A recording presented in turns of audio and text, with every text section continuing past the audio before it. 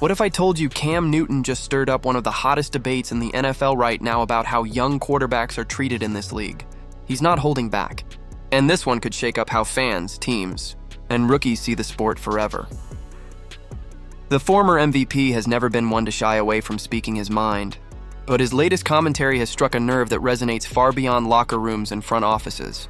Newton is essentially claiming that the modern NFL has a hidden bias against certain types of quarterbacks, not because of their arm strength or football IQ, but because of the noise that surrounds them. Cam Newton recently delivered a blistering critique of how NFL teams judge young quarterbacks, especially Shedeur Sanders, and it's hitting way harder than you might expect. On his podcast and media appearances, Newton argued that the Browns' silence on Shedeur's role isn't about ability, it's about optics, media distractions, and teams protecting their brands. He claims that many organizations are wary of the circus that comes with high-profile, outspoken quarterbacks, even if the talent is undeniable. Newton is suggesting that teams would rather pass on a potentially elite quarterback because they're afraid of what comes with him: the cameras, the attention, the social media presence, and yes, even the family connections. In Shedeur's case, having Shedeur Sanders as a father means constant media scrutiny. According to Newton, front offices see that as baggage rather than bonus.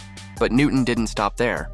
He took a swipe at McCarthy, saying he genuinely believes Shedeur is already better than McCarthy, despite McCarthy being drafted in the first round.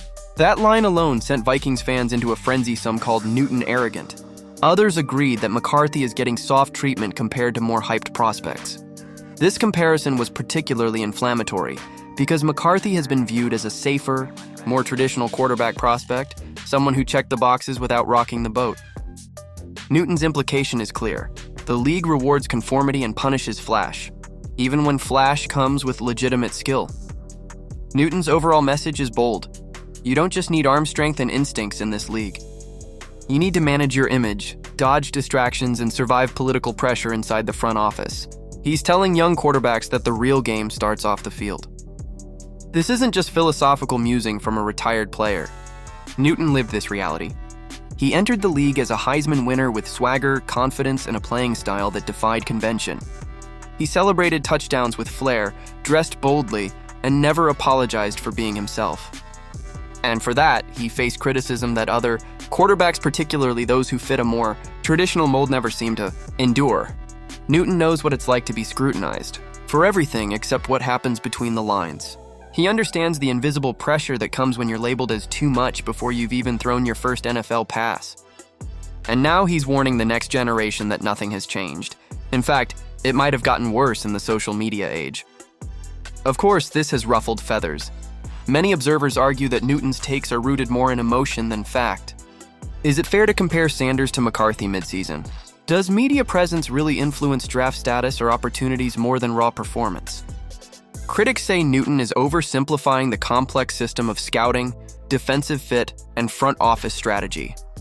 NFL teams invest millions of dollars into analytics, film study, and player evaluations. To suggest that they're making billion-dollar franchise decisions based solely on whether a quarterback's dad is too loud seems like a stretch. Scouts examine everything from footwork to decision-making under pressure. But here's the counter-argument. Bias doesn't always show up on a spreadsheet. It lives in the gut feelings of decision-makers, in boardroom discussions about culture fit, and in the coded language around whether a player is coachable or mature enough.